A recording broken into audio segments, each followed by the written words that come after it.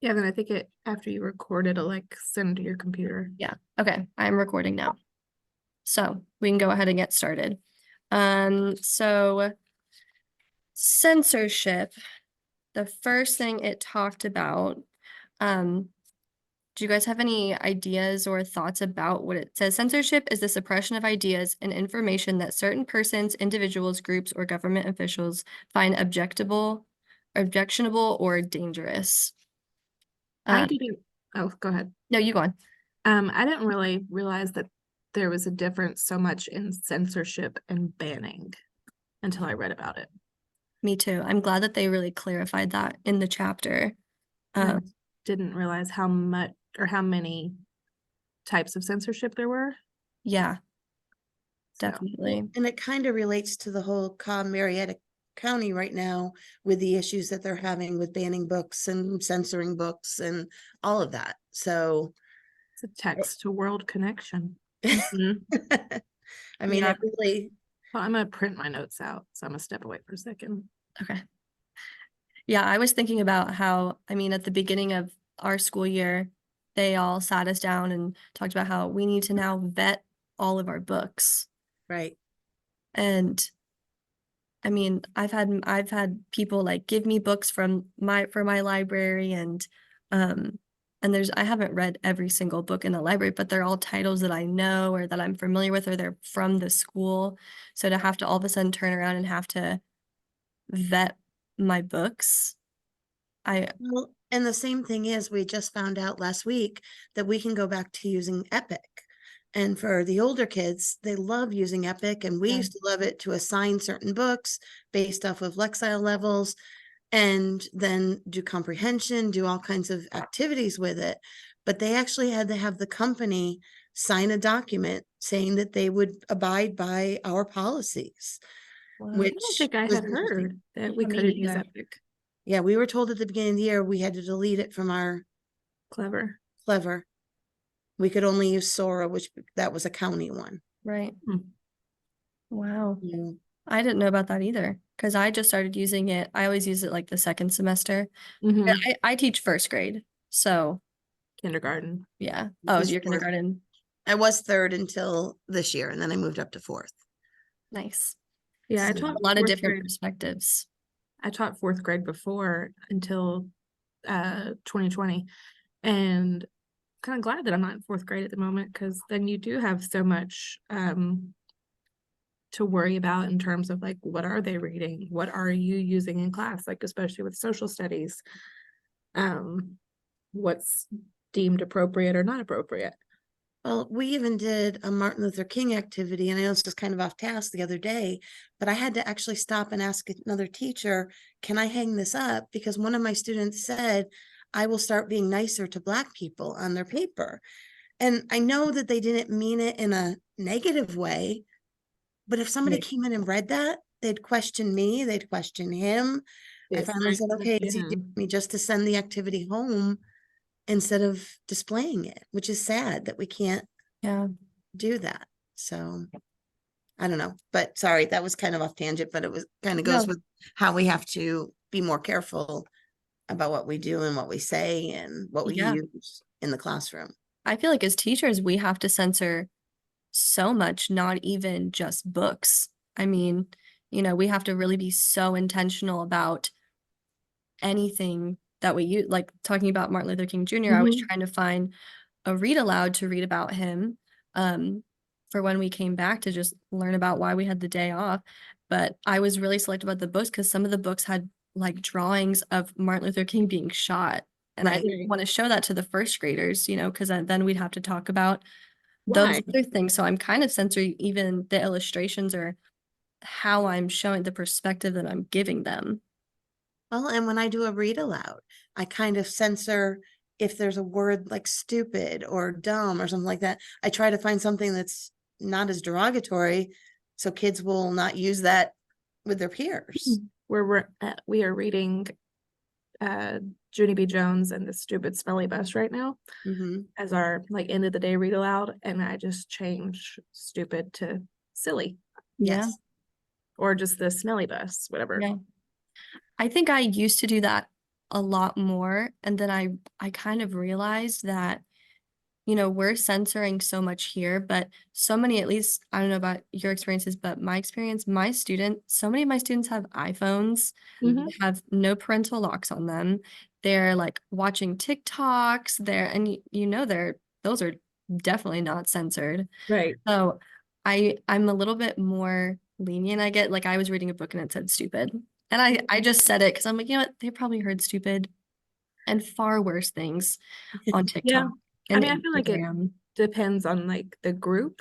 Yeah. I know in the front desk book that we're going to read next week, I was reading that with my fourth graders right before we got out for COVID. And it was like in a small group and they were reading it aloud. And I think the word hell is in there. Mm, And one of the girls was like, can I say this? And I was like, well, I mean, it is the word the author chose. yeah. So it's up to you if you want to say it or not. Yeah. So you didn't have a problem reading some of these books, or at least that one, to your class or with your class? Front When- desk? Yes. No. We never finished the book because Right. we got out for COVID. And that was, I guess, before we were more conscious about the books we were reading. So Do at you the think time, do you think you would read it to fourth grade now? I have not finished reading Front Desk. Okay. I don't know. I feel like it would depend on the group. So, and like kind of their demeanor and how they maybe could handle things. What do you think? Would you read it? I don't know. I'm like, because I even went to my principal and jokingly said to her, can we read these books as read alouds? And she goes, absolutely not until you know for sure what's Right. in them. And then I started questioning, well, would this be appropriate? Rocky Mount has low income, but not as many. It's more affluent. And I Mhm. find that sometimes the parents come back quicker if there's something that they don't agree with. Yeah, So my school is we're Title I, pretty much pretty low income. And I don't think anybody would come, knocking on the door, so to speak, like yours might. yeah, see, that makes the biggest difference too. It Mhm. depends on what the parents felt and believed. Yeah, and then like kind of the relationship with the parent and the kid, like at the dinner table, are you asking your child, how was school? And like the teacher's like, oh, Miss Larson read us Front Desk and yada yada yada, or Words on Fire and this happened. And Right. the parent was like, oh, like It does. I mean, in the more affluent areas, I think the parents are more involved and they yeah, are, at least to a point. I mean, they're still not locking their phones. They're still able to watch TikToks all the time. But when it comes to certain things, the parents, their ears pop up and mhm, they want to know what's going on. true. That is true. Mhm. Now, Mhm. Jillian, how is your school as far as, is it more Title I, low income? Yeah, it's very Title One. It's Where are you at? I'm at Mapleton Elementary. Okay, you're not far from me. I'm at Hendricks. Oh yeah, yeah, we're not right down the road. Yeah. But yeah, we have a lot of movement. I mean, I get kids in and out all the time. I'm grateful to have my co-teacher. She speaks fluent Spanish. She's bilingual, so she's able to communicate with Wow. all of our parents. But a lot of our parents, like, they've just entered the country. They're just trying to put food on the table, you know. They're in really tough situations. Which is why I'm actually really excited to read Front Desk, because it is about, I haven't started the Parents. book yet. I didn't want to confuse myself and like mix up the book, so I haven't started. But just to read about, immigrants, because a lot of my students are immigrants, they Yeah. just come to the country and It would offer a good kind of perspective for you. yeah. No, I feel like it would, yeah, a perspective for sure. Not to Um, get like too off topic with it, but like it does focus on like some school aspect of it and yeah. kind of their I don't think I would ever read the Words on Fire, even though I think it would relate to some kids. I just think it's too above. I mean, like yeah. she even said in her video that she would focus mainly on middle school with it and Mhm. not elementary. I think it would be hard for them to even like imagine that that would be a thing. Yeah. Like, Yes, and I think some of them, it might be too close to reality with everything going on right now. I True. mean, it's not Lithuania, but it's still, there's issues with Russia taking control and our Yeah. country getting involved and things like that too. So I don't know. I mean, I think I do have to say with Words on Fire, I was touched. I mean, like at the end, I actually cried. I know that sounds silly, but it just, connected. I really enjoyed it as far as It was a good story. I enjoyed it far more than I thought I would, for sure. I'm was- liking it more than I did Front Desk, or I am Front Desk. I'm 3/4 of the way through Front Desk. It wasn't my favorite. Like I really liked the first 100 pages or so. And then I felt like after that, like it kind of just got repetitive and like the same thing just kept happening and happening Yeah. until the end. So I just felt like it got repetitive there with the different smuggling trips and Yeah, I could see that for sure. I Rus- feel like the only Ruskov. way. Oh, I'm sorry, I interrupted you. Oh no, I was just saying and the Ruskov, the Yeah, head soldier man. yeah. I feel like the only way I could really see using it in the classroom would kind of be, I mean, to talk about, social studies and social issues, but also just talk about the importance of reading. I Right. feel like, because a lot of my kids don't really, I mean, they're in first grade, so they don't really understand like why they have to learn to read. They don't really understand the importance of it. Like I have parents like they're illiterate. They don't know how to read. So their students really, their child really struggles. So I feel like this would, if I were to incorporate it in the classroom, I feel like it would really to just be to show the importance of reading and writing and how powerful it could be. I think it could be like a good extension for like Yeah. fourth grade, like high fourth graders, fifth graders, middle schoolers Yeah. to almost do like an opinion piece, like Mhm. about your point of view and like what do you think, should these books be banned? And then it could kind of be tied into current times. Yeah, definitely. We can also talk about the types of censorship, which I didn't realize you'd mentioned that earlier. I didn't realize there were so many types of censorship. So classical or traditional censorship occurs when a teacher assigns a text to students to read and a parent or caregiver objects to it with or without reading it and with or without discussing it. I feel like this is the one I see the most, or that like I hear news stories about the most. Yeah, I know. I felt like that was kind of more so like the censorship I was aware of Yeah, or me most too. familiar with. I That was like agree. the only one I thought of. I was like, yeah, Yeah. people just Parents, they hear about it and they're like, I don't want my kid to read that. I saw it on Facebook and it's a bad book. Yeah. I think the biggest one I was like, oh yeah, Harry Potter. When they mentioned that in the book, I'm like, yeah, we all know that there's been so many challenges of Harry Potter. And the next one, proactive censorship, is when the censors remove material even before it's published, which I didn't even think that would be a possibility, Yeah, Well, and I do know, because I know a friend who's an author, that when the publisher will come back, and there's times that they have changed her work or changed the meaning of what she was getting at, just because of the fact that they wanted for sales Yeah, what they thought would be the bestseller.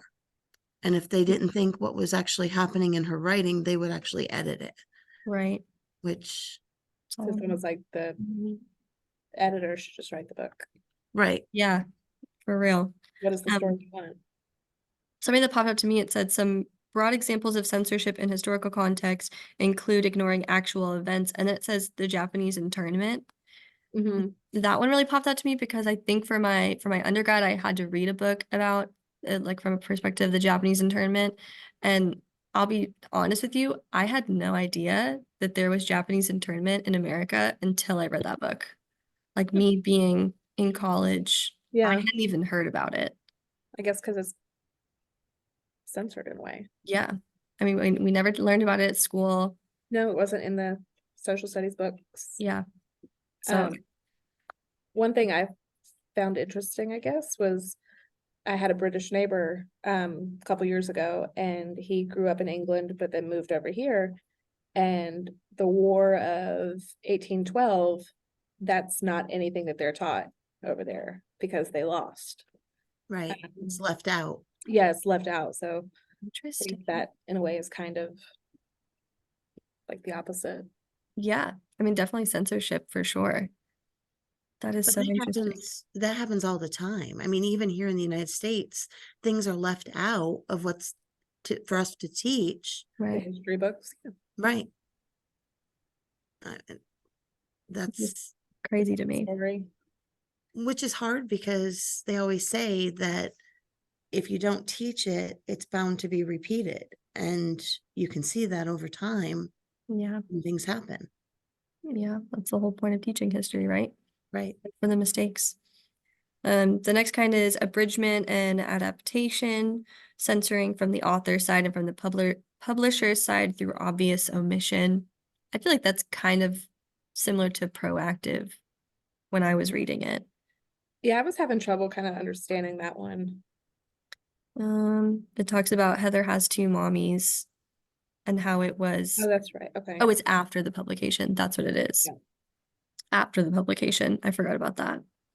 And it talks about it later in the book too, how it did that with like the Diary of Anne Frank and other books like that, I mean, I read those in school and I had no idea that they were even censored. Yeah, I know, I think, was it Heather Has Two Mommies, where the original may have said like she was conceived through IVF. Yeah. and I guess the later version just said she had two mommies. Yeah. Yeah. I think it says, but the story has also been changed into merely a feel-good story of family diversity. Is what it says. It just says it was removed, the artificial insemination part. Well, it makes it easier so we don't have to explain it. Yeah. I think that's because kids are bound to ask, well, what is it? And then it left it up to the teachers or whoever was reading it to have to explain it, whether they wanted the child to know about it or not. Yeah.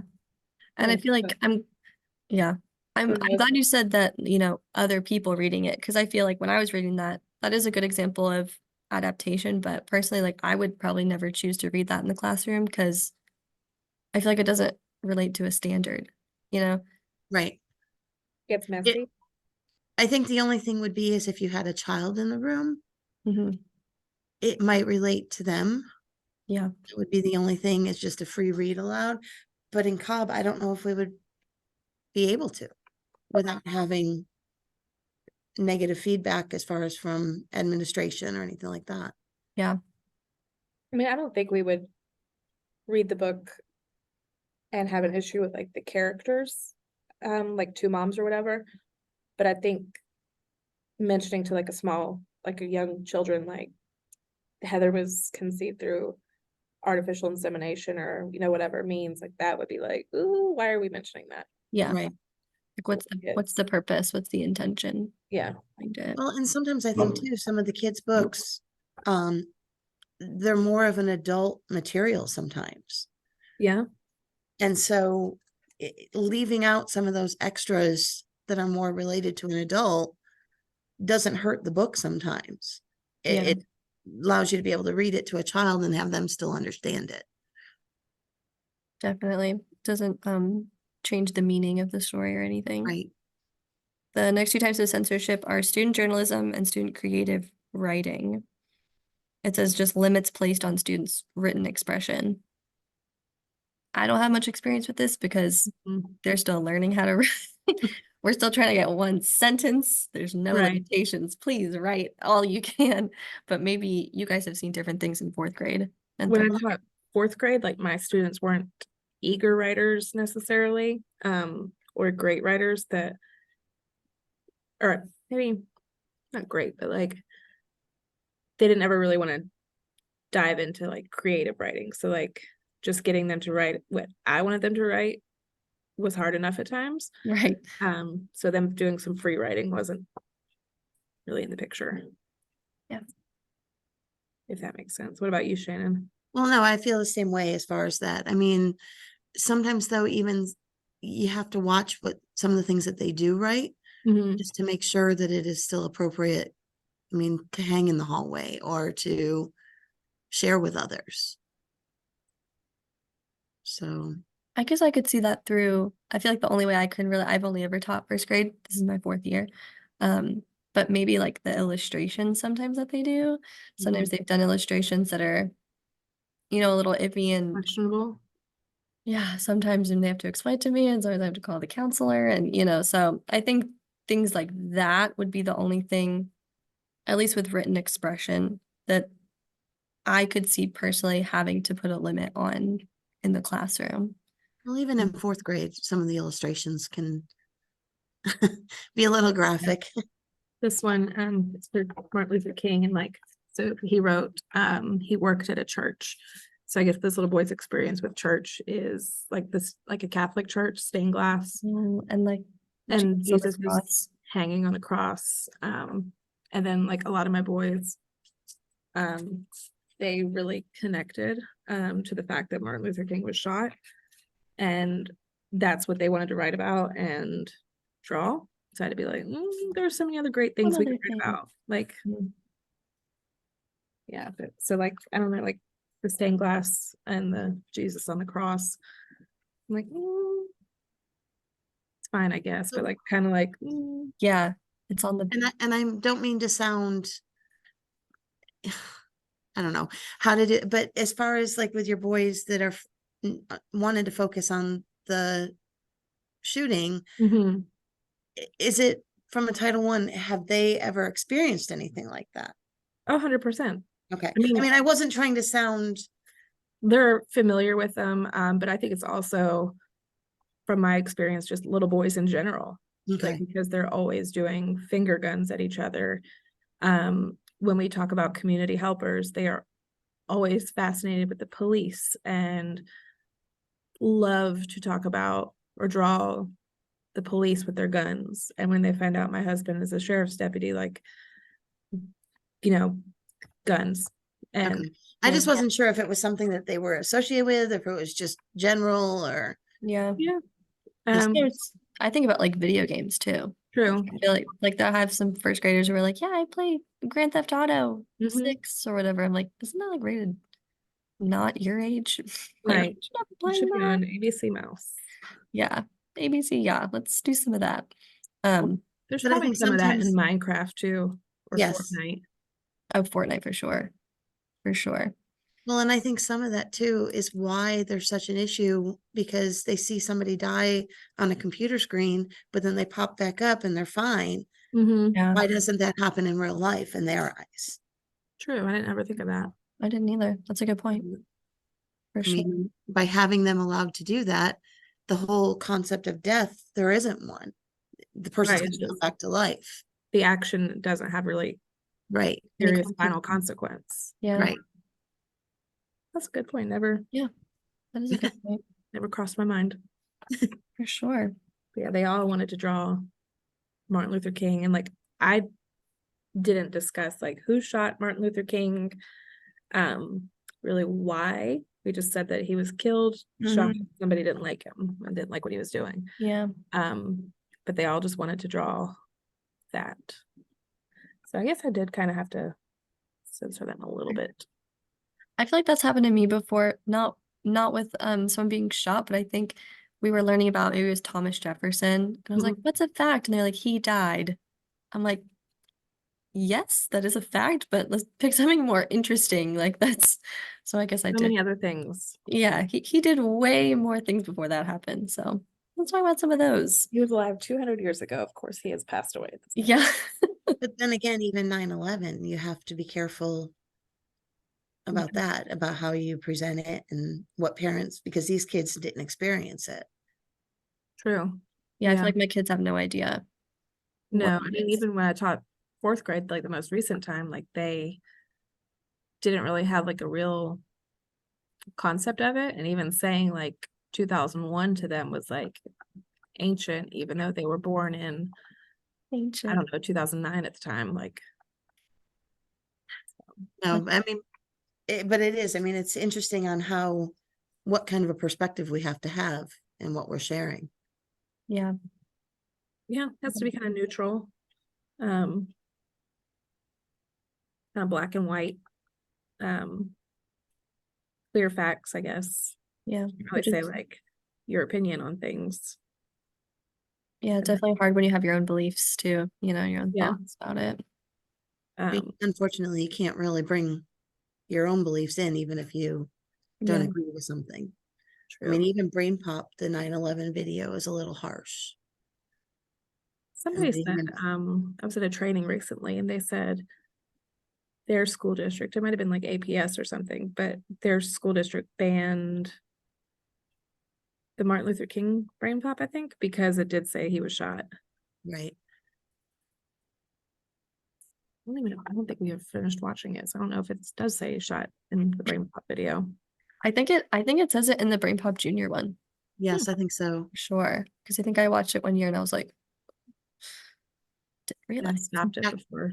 Back Yeah. before we realized what we had to make sure we knew before we showed it. Yeah. Right. Just Um, play the Brain Pop and like take a second. exactly. It also says self-censorship, the practice of suppressing information or materials by author or maker of that material in deference to the current authority. My kids do not have a lot of self-censorship. Say whatever's on their mind because they're in first grade. No filters. No I think filter. I think that goes across the board though, because even in fourth grade, there's times, I mean, not all the kids, and it depends on how their upbringing is, but Mhm. there are some that will just open up and talk about something in front of everybody else, and everybody else is kind of like, whoa, stand back kind of thing. Yeah. Like they don't have the social cues almost Right. to know not to talk about certain things. Interesting. Or they do it just to get a reaction. It could be, True. yeah, attention seeking for sure. And then the chapter goes on to talk about why books are censored. So the first one, literature suppressed on political grounds.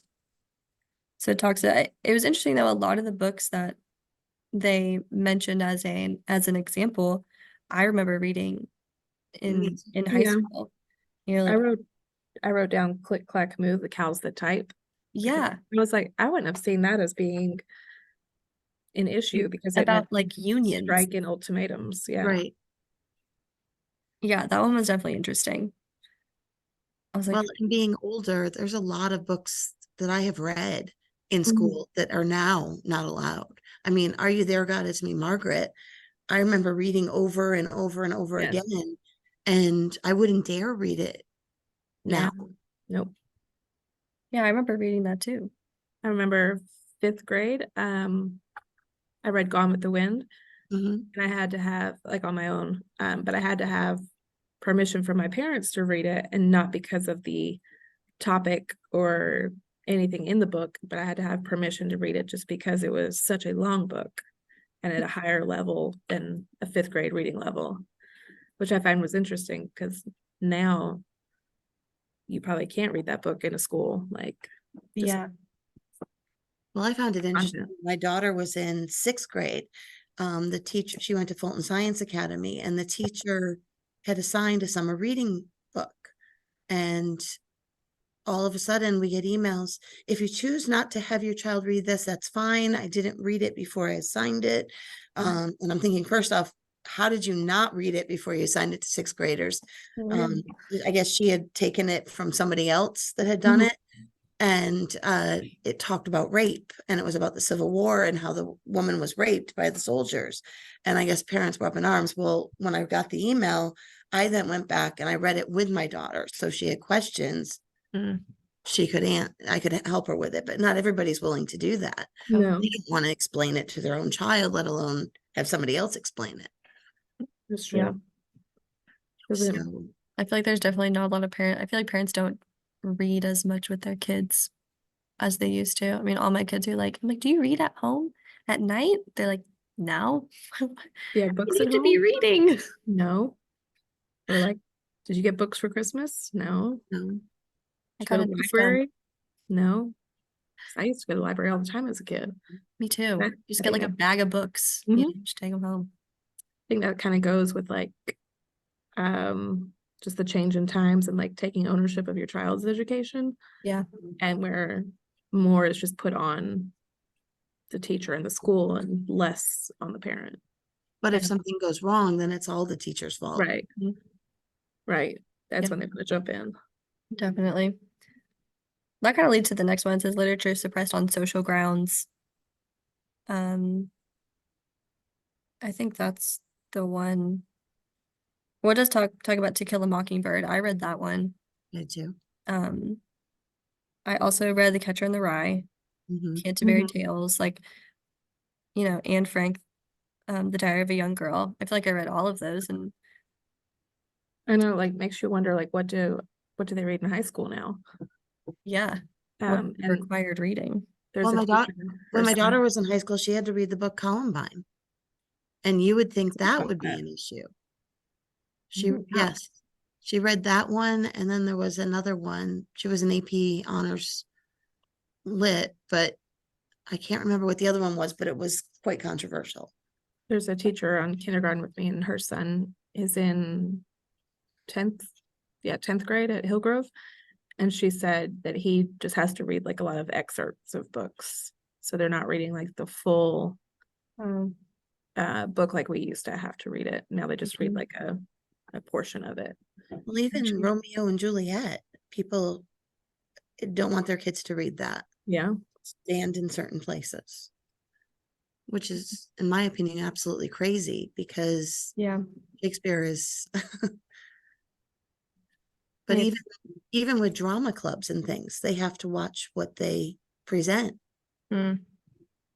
in the books, and they end up repeating things because they know that they're accepted. Yeah, so you just keep doing the same play over and over again. Mhm. But that's like, how are these kids supposed to learn about real world situations and things? Like, they're all just going to be floating in La La Land, like not aware of like real things that happen.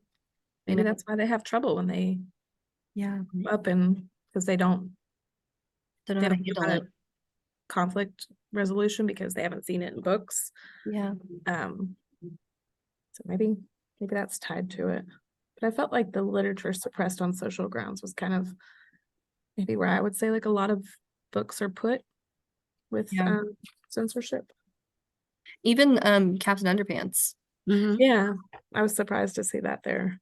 Me too, because I mean, all kids love Captain Underpants. It's Mhm. funny, Mhm. like that's how they become engaged readers. That's like you have a little boy who isn't really interested in reading, you're like, Captain Captain Underpants. Underpants, he's like, this is so fun, that's how you Well, get it. graphic novels in general. I Yeah. mean, these parents that I know at orientation, my first thing is when they go to Learning Commons, they can choose whatever they want because it's a time for them to choose something that they like. And I Yeah. have parents that'll email me and say, absolutely not. My child can only read. And the hard part is when you do that, you're limiting them on what is actually out there. Yeah. True. And it's still reading at the end of the day. Right. I mean, even a comic strip, if they're reading the comics in the newspaper, some of them anyways, are Yeah. better than not And you reading might at not- all. I used to tell my fourth graders, like, graphic novels are good. They're entertaining, but at the end of the day, you do have to ask yourself, like, is this helping me grow? True. And I mean, So, like, they're reading still for fun. required to read certain things in the classroom. But when it's an enjoyment read, I don't want it to constantly be, no, you can't have that. Yeah. Because if it's a time for them just to be able to enjoy themselves, Mm-hmm. and I know they're allowed to take 3 books out. So usually I'll tell them they have to have one Mm-hmm. that's at their reading level, but everything else it's enjoyment. Yeah. I would say like one graphic novel, and then the rest can. But there's some parents that won't even allow their kids to take books out because they're afraid they're going to lose them and have to pay for them at the end of the year. I don't They send won't- we don't send ours home. I See, don't either. ours go home, or they can keep them here. And the parents that don't want them to sign them out, Mhm. sometimes what I'll do is I'll have them pick one, and I have a spot behind me that if they want to read it, they can, and they can take it back and forth, and then I take it back to the Learning Commons kind of thing. Yeah. So that way it's not leaving the classroom. Right. That's so sad though. Their parents don't want them to check out books. There are. I had a little girl, she started last week. We went to Learning Commons on Thursday. Friday morning, she brought the book back and said, my mom said, absolutely not. I can't take this home. That makes me so sad. And me too. Yeah. Because she has 8 siblings and I'm sure she doesn't have a lot of books on her own. Yeah, So that's so sad. Next one says literature suppressed on religious grounds. I feel like I don't run into this much in first grade. no, And or just in the school realm in general. yeah, I feel like it doesn't really ever come up either. Honestly. No, no, I I have- didn't really write many notes about that one. I just wrote Yeah. the Bible and the Quran. Yeah. So Literature suppressed on sexual grounds. that's one I thought was interesting, just how it mentioned that it's hard to define what's obscene and what constitutes obscenity because of how things have changed. Yeah. Right. And so I guess it's always kind of like what I thought when I was reading it was like maybe originally that was kind of like the line, but then it like the line got pushed. And so what was offensive then like is not now. Yeah.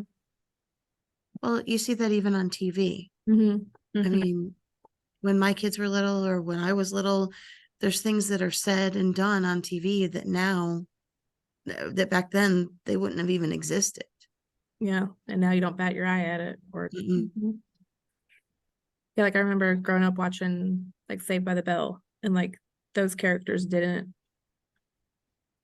frequently kiss, I guess. Like I feel like maybe a time or two they may have alluded to kissing, or it was like, the ooh and like all Right. the dramatics.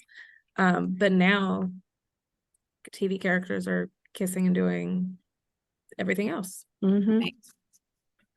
So Well, I we're feel like the kids are exposed to so much, like in TV or the internet or things like that, that I feel like, yeah, the fence has just been pushed so far sure. back that I don't know. I feel like I have my own beliefs about that, like Mhm. what's appropriate for a first grader. I'm sure like a lot of other teachers, Right. adults have that same one, but I feel like at least with these kids, I feel like the parents don't even really think about it.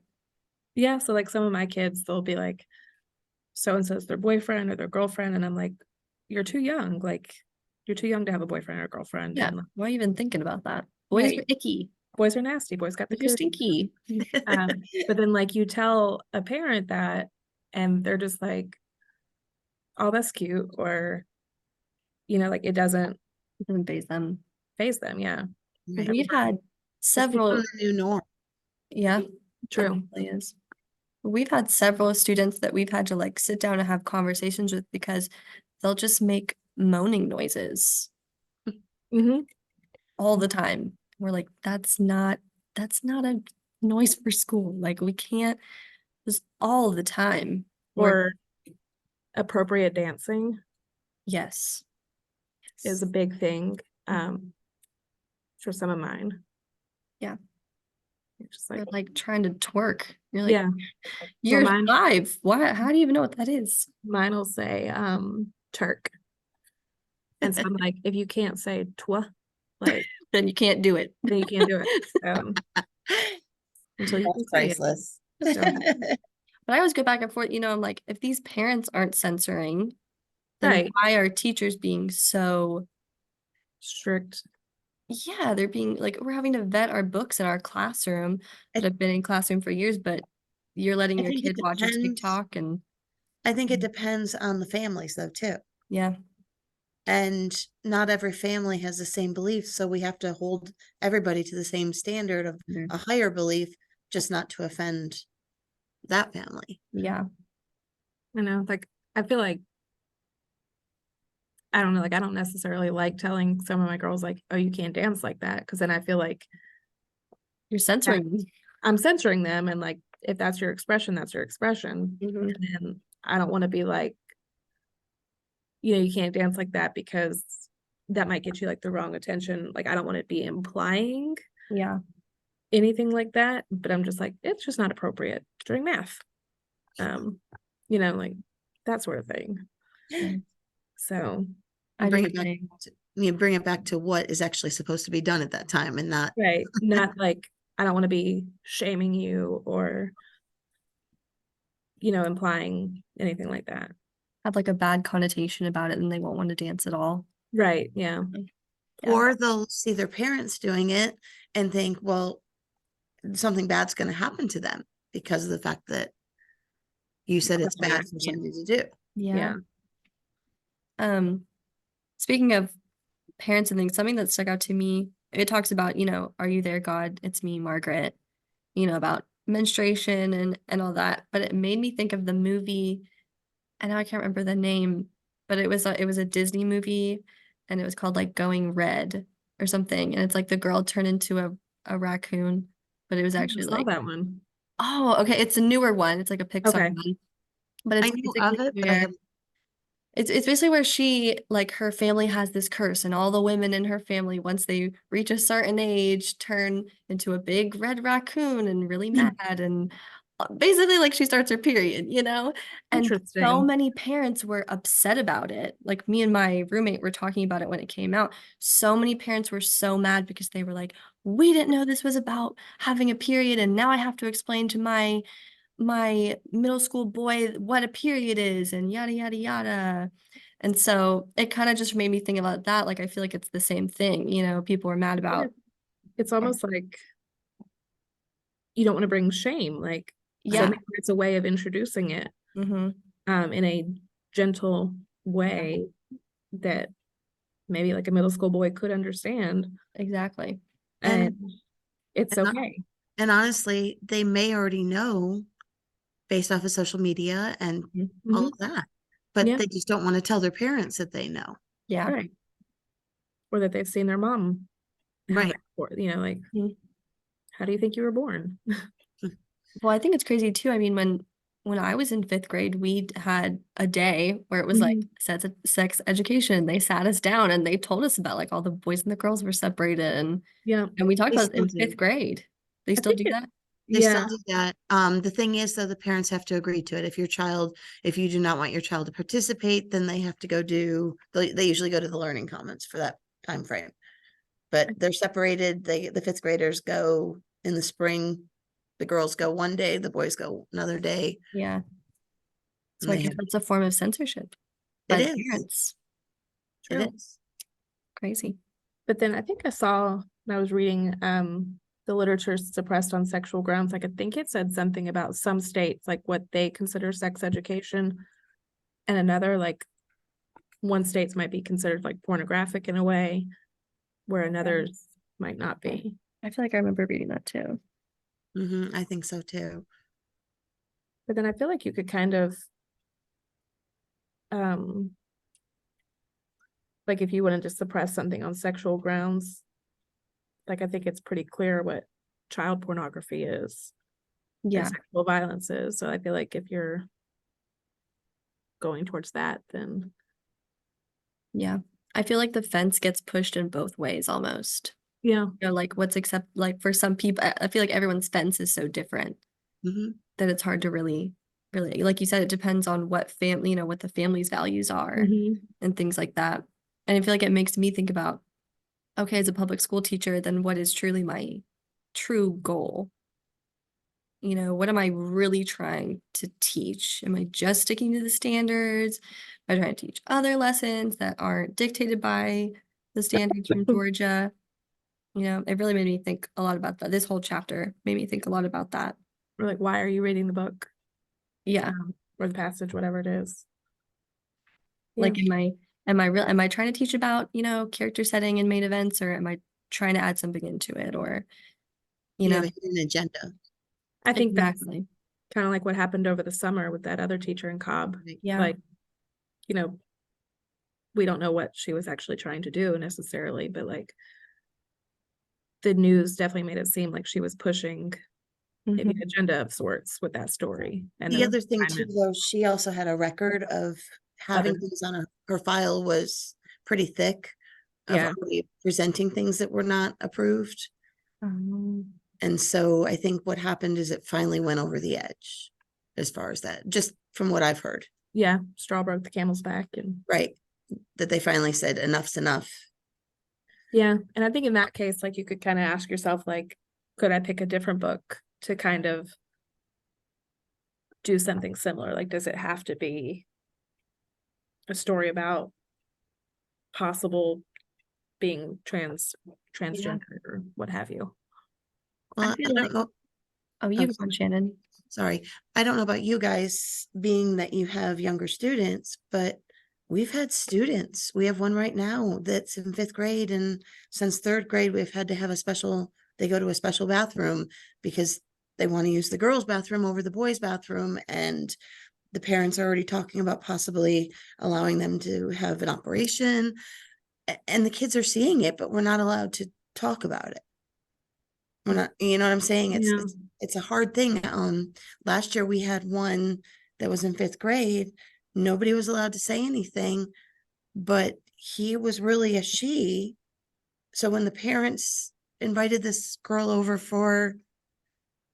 or she was actually a he kind of thing, but when they invite him for a sleepover, if they didn't know, That could get messy. right, exactly. Yeah. Yeah. It's hard because there's kids that identify with what she was teaching this summer Yeah. or the book. And that's their life. Like, they might know somebody, or they might be themselves, feel that way. And then that could have been like a connection to somebody. Right. They might have felt like, wow, it's not just me. There's Mhm. somebody else. And I know we can't be teaching that in the classroom because isn't approved by all kids, parents. Right. But if they're seeing it in the hallway, Or if their They friends know- are, like, you can't right, they know it exists. Yeah. be like, oh no, you can't own your identity or be your true self, I guess, so to say. Right. You're saying that what you feel is not important. Yeah. I mean, Yeah, I'm sure you guys interesting. don't see it as much with the younger kids, but Not as much, no. It comes up a time or two. I think that's kind of what there was something that Judy Bloom said that she wrote about what she thought young kids and teenagers should be able to discuss responsibly. And I thought Right. that was kind of like the key Yeah. there, responsibly, and not necessarily controversial topics. That stuck out to me. It kind of goes back to our first class where there was a video or an article that we read about a teacher who taught middle school. And when the one girl came in and it was a magazine or a book, and she was very overwhelmed that this child was reading this, but when she realized it, she was actually living in those situations. Mm. I can't remember which one it was, but it was a first class. I don't remember if it was a video or an article, but these kids are seeing more and doing more, and we're censoring more in the classroom, so they're not being validated. True. I feel like that's where teaching is like so much gray area. I feel like from my position, my goal would just to be to teach acceptance at that point. Like just model acceptance. And I feel like it's not our place to necessarily go into specifics. No, The no, I parents, agree. like they can have a discussion, but that is And tough to find the line. I think that I used to kind of model that with my 4th graders when we talked about Election Day, President's Day, all that stuff. Like, I'm still going to present, I guess, both sides to Mhm. you. And my goal is to be neutral, that you can't tell which, Where you fall. yeah. Or when we would talk about current events, like, I'll tell you what you need to know, and we could talk about what you need to know and what's important, but you're not going to know Yeah. Right. where I stand. You can't, as a teacher, you can't. No. No, now I feel like it's almost probably scary to talk to your kids about any real For real. issues and news, because what's okay and what's not okay. Yeah. I get torn because I want to like expose them to things because Mm. a bunch of them have never left the city of Mapleton, like Yeah. I was talking about I live in Kennesaw and they're like, what is Kennesaw? Like they had no idea. I showed them on a map, like they had no clue. So I go between like wanting to expose them, but then not wanting to show them things that'll like rock the boat, I guess. Or get me in trouble. Not that I think I Mhm. could, but you never know these days. I feel like I kind of ran into some of that with, like I always talk about my husband, and he's a sheriff's deputy, and like, there is for some of them like a negative connotation around law enforcement, and like just trying to show them that like Mr. Johnson is okay, and like he's there to help people and do his job, and leave it kind of at that. Well, that he's their friend and not always their enemy. Yeah, there to help, a community helper. Like, Sorry, my battery's dying. Oh, I was like, no, not our recording. no, only a couple minutes left. We're wanna kind of talk- already talking about it, but talking about what does censorship really do? Like that's what we're kind of talking about. well, I think with censorship, and if we are censoring things as much as we're supposed to be, we're not giving them a clear picture. Yeah. You're losing what was out there. Granted, I don't always agree with what some of the things are written, but not letting them experience something or see something just because the parents don't want them to, Yeah. they're going to find it anyways. These books that we're banning from libraries, they're not being banned from a public library. Mm-hmm. And if the kids find out, oh, this book's banned, I mean, Go download it. right. Yeah. I mean, you can add it to get a PDF off the computer, and they're going to want to read it because it's that temptation. What is wrong with this book? Why can't I read it? And they want to continue to try. I like that you mentioned that. It made me think of when it talks about that one author where he writes the family that he says he'll do anything to help them ban the Yes. book because it's actually helped the sales of it. He If like it's sends them his next book and he's like, please find something that you want to ban because it helps me sell these books. yeah, So David Pelkey or something like that, I think it was. yeah, it says the irony is that um um pointing to here is that children's books that are banned or challenged usually create so much attention and curiosity that often it ensures that more children want to read the book. Well, So I remember reading too that it said that certain libraries will have banned book day and have the books available. I remember reading something someplace as far as that. And I thought that was pretty funny because, okay, we're not allowed to share these with you, but here they are. but here's a day Come we and get 'em. can. Yeah. Saw a like a Facebook post of like maybe like a Barnes and Noble or a bookstore of some sort that had like a big banned book table or display, and I feel like if you were walking through Barnes and Noble or a bookstore, like, and you saw that, you might be like, oh, let me see what's on here. Yeah, it'd catch your eye for sure. Well, and especially if it's something you read as a child. Yeah. Like if you Now saw banned. Click Clack Moo on there, you're like, You'd be like, what? what? Well, some of the Dr. Seuss books. Yeah. And then they became hot commodities right after they were banned. I mean, people were spending hundreds of thousands of dollars to try to purchase them. Would have sold them some if I had known that. Yeah. No. It's so crazy. So it just defeats the purpose, basically. Yeah. You're trying to censor it, but really it just makes people want it more. You draw more attention to it. Mhm. Exactly. Well, I mean, that even goes with life in general. The more the media discusses something, the more people are aware of it. And then they choose that because of the fact that that's what they've heard. Yeah. Yeah. Water cooler conversations, like, oh, my coworker told me this, and like I'm gonna go look into it now. And Right. Yeah. I think you talked about this earlier, Kelly, but talking about what Judy Blume said about how censorship grows out of fear.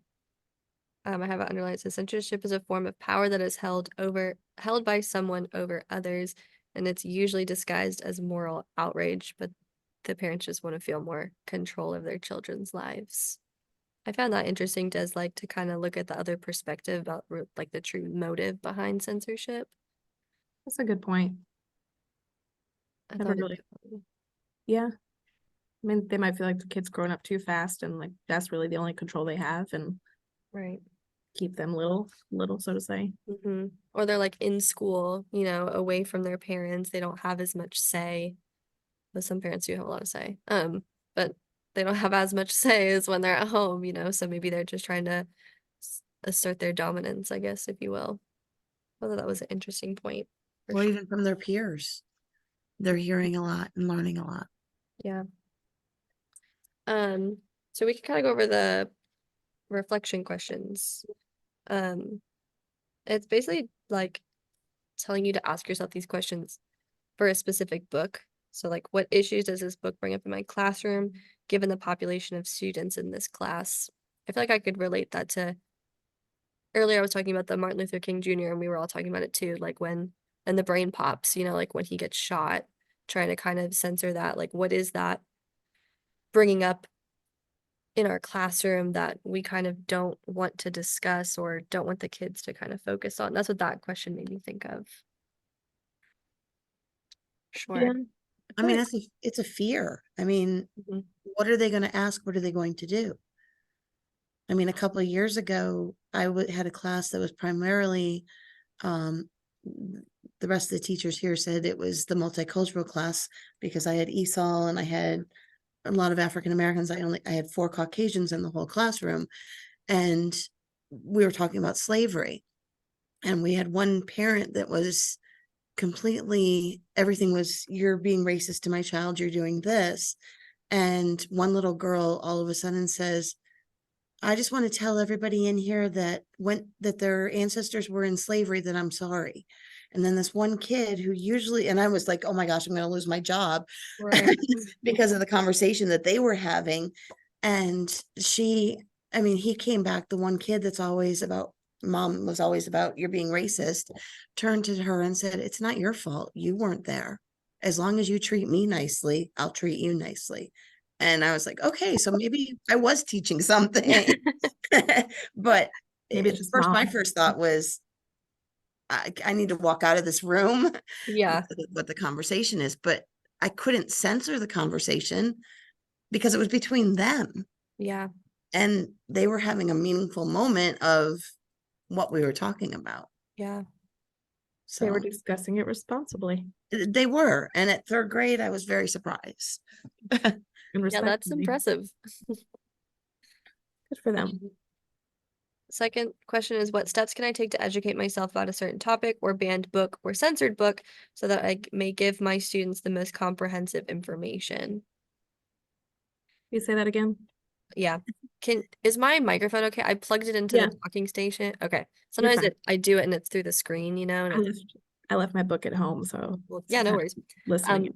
What steps can I take to educate myself about a certain topic or banned book or censored book so that I may give my students the most comprehensive information?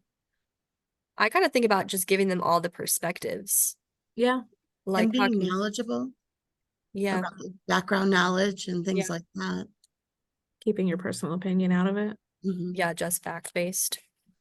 I think about, like I talked about the Japanese internment camps and how I had no idea. I was just given the perspective of Pearl Harbor, you know, and I wasn't given the perspective of other Japanese Americans of that time. So I feel like I probably could have been taught better when I was younger by being given both perspectives. Are you both from Georgia originally? Not originally. Okay, because I remember being taught that, so I wasn't sure if it was, I'm from New York, that if it was more based on location too. It could be. Could I be. went to Hayes Elementary, so I'm from Cobb County. I grew up in I went to school in South Carolina. Okay, it could be north versus south too, as Yeah. far as that. But I mean, I grew up in New York State and I remember learning about it. But then there's things that my husband grew up in New York State, and Juneteenth, he was like, I have no idea what this is.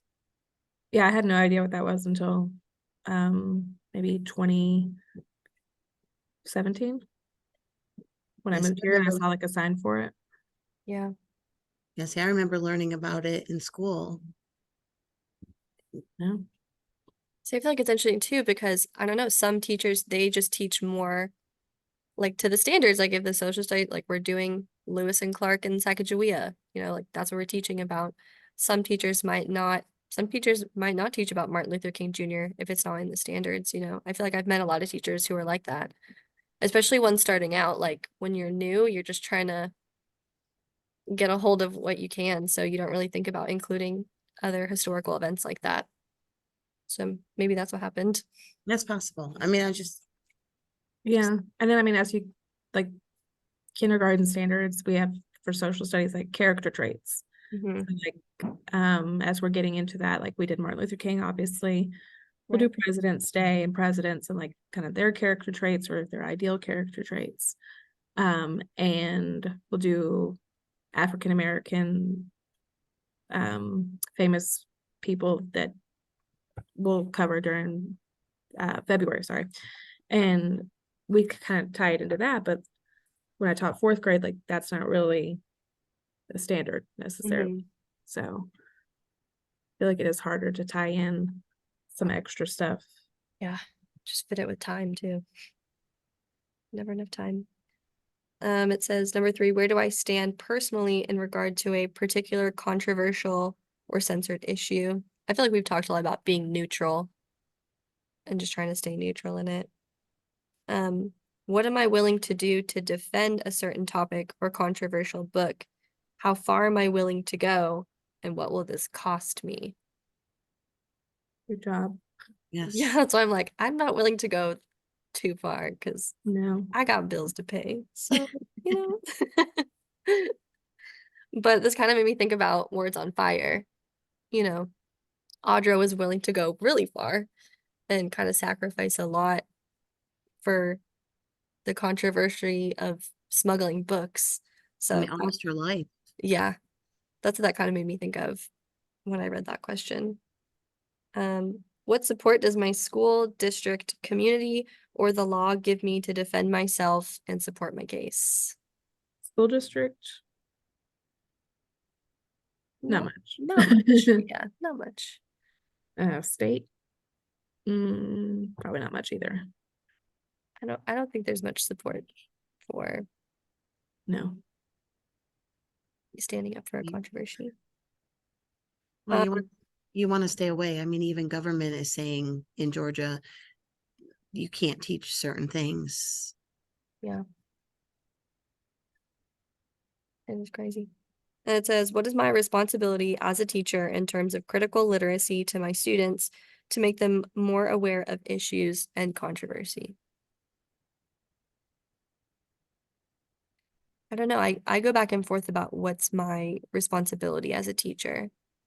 But I feel like I'm at such a young age, like the kids are at such a young age that my focus is so far from that.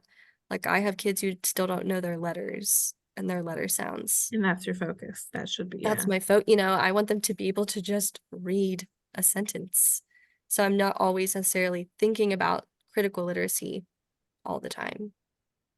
I think I know we should be, but I think at elementary, it's much more difficult because you are focusing on the standards and making sure, because every year they're changing, Yeah. especially in math. You need to make sure that they're not missing something. And these kids that are going through right now had half a year that they were virtual. Yeah. And you can A lot see, of gaps. yes. Yes. Lots of gaps. And I mean, they may be catching on to something now, but if you went back to something that they should have already known, they're looking at you like they have no idea Mhm. because they're missing that. And so right now, our focus is making sure that they're ready for middle school and high school where Mhm. they can think more critically. Yeah, I feel like if we don't teach them and take the time to teach the foundational skills, then they're not going to be able to even comprehend the critical literacy that's presented to them in those upper grades. If they can't read now, when they get there, they're not even going to understand it. And they're going to be so far, there's going to be such big gaps, they're not even really going to care. Right. They're going to give up. Yeah, that's what we don't want. for sure.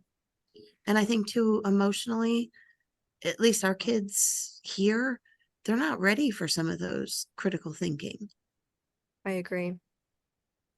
I agree. They're still trying to Mhm. manage their own emotions. Mhm.